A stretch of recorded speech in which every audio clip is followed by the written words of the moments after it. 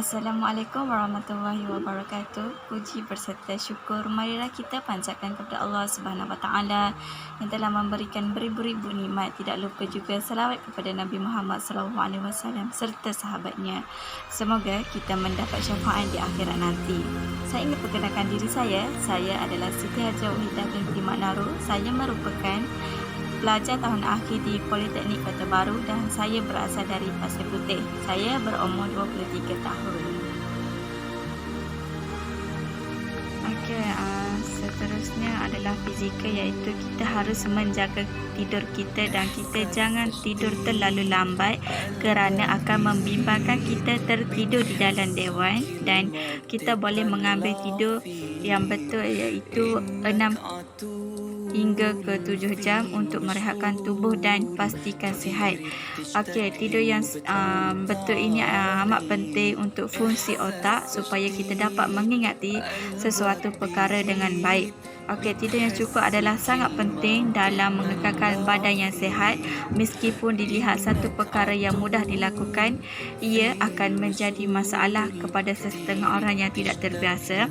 Percaya atau tidak, kurang tidur ini akan mendedahkan anda kepada banyak risiko penyakit seperti penyakit jantung. Seterusnya adalah jaga pemakanan. Hal ini untuk mengelakkan masalah kesihatan di dalam dewan yang boleh menyebabkan kalau kita termakan makanan yang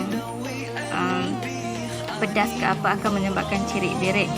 Okey, seterusnya menjaga keselamatan. Okey, menjaga keselamatan ini adalah sangat penting supaya untuk mengelakkan kita daripada tercedera atau sebagainya. Okey, riadah ini amat penting untuk kita. Kita boleh melakukan riadah selama 20 minit untuk menghasilkan peluh. Okey, yang kedua adalah rohani. Rohani ini adalah jiwa dan fikiran perlu tenang dari memikirkan perkara yang tidak sepatutnya. Seterusnya juga kita boleh membuat solat sunnah hajat untuk memohon kepada Allah supaya melancarkan peperiksaan kita. Yang ketiga adalah emosi. Okey, kita jangan terlalu confident kerana bimbang. Jika kita terlalu confident akan menyebabkan kita tidak dapat mengawal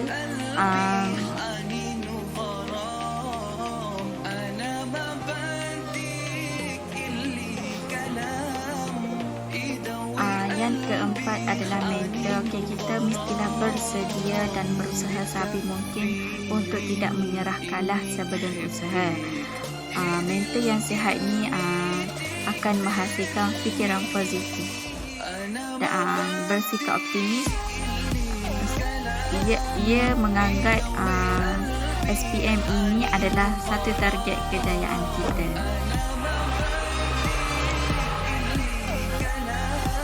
Cara hafal dan belajar. Cara hafal dan belajar kita boleh membuat nota yang ringkas untuk memudahkan kita membaca dan untuk kita bawa ke mana-mana. Hal ini tidak akan menyusahkan pelajar dan akan mengurangkan beban pelajar untuk menghafal.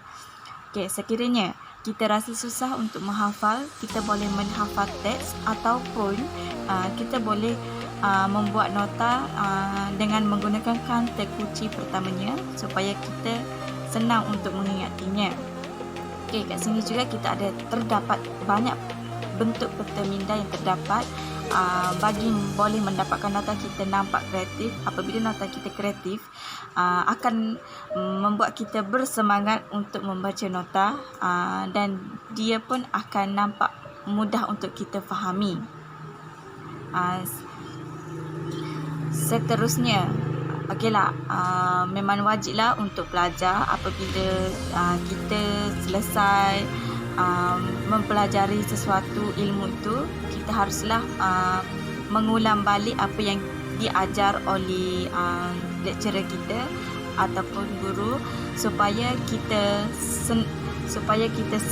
ingat apa yang kita belajar. Okey, strategi menjawab soalan pertama, kita haruslah membaca arahan kerana apabila kita membaca arahan soalan yang diberikan akan mengelakkan kita keliru dengan arahan soalan, dan kita kena pasti setiap soalan yang diberikan. Seterusnya adalah kena pasti dan garis kata kunci. Ini sangat penting kerana apabila kita garis kata kunci, kita akan tahu apa yang soalan minta dan akan memudahkan kita untuk menjawab soalan dengan mudah. Pesanan daripada saya, apapun kalau tertekan ketika belajar, saya ingatkan jangan paksa diri dan berehat seketika. Nak belajar buat ulang kaji ini, fikiran kita harus tenang. Kalau kita serabut, apa yang kita tadi itu tidak akan masuk. Dan juga kita nak serap ilmu perlu dalam keadaan selesa dan cuba buat perkara yang boleh hilangkan tekanan itu atau saat otak tepu. Bagi saya, ada bagusnya seimbangkan dengan perkara lain. Malah jika perlu, kita boleh cuba lelakkan mata atau tidur seketika. Bagaimanapun, elak tidur selepas waktu petang, iaitu selepas asar, kerana akan menyebabkan otak dan badan akan menjadi penat. Sekiranya kalau memang terasa badan dan otak terlalu sangat penat, kita boleh pejam mata seketika waktu tengah hari sebelum waktu zuhur. Selain itu, sebagai calon peperiksaan, cuba elakkan diri daripada ketagih dengan dunia digital termasuk penggunaan telefon bimbit. Saya ingatkan, belajar untuk jarakkan diri dengan dunia digital.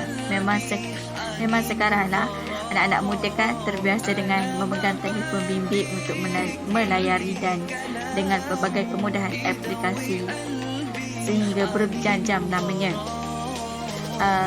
Daripada kita bermain gadget, lebih bagus jika kita ambil masa untuk menikmati udara di luar dengan bersenam atau berjogging. Pada masa sama, teruslah menjaga penjarakan fizikal ketika melakukan perkara yang digemari.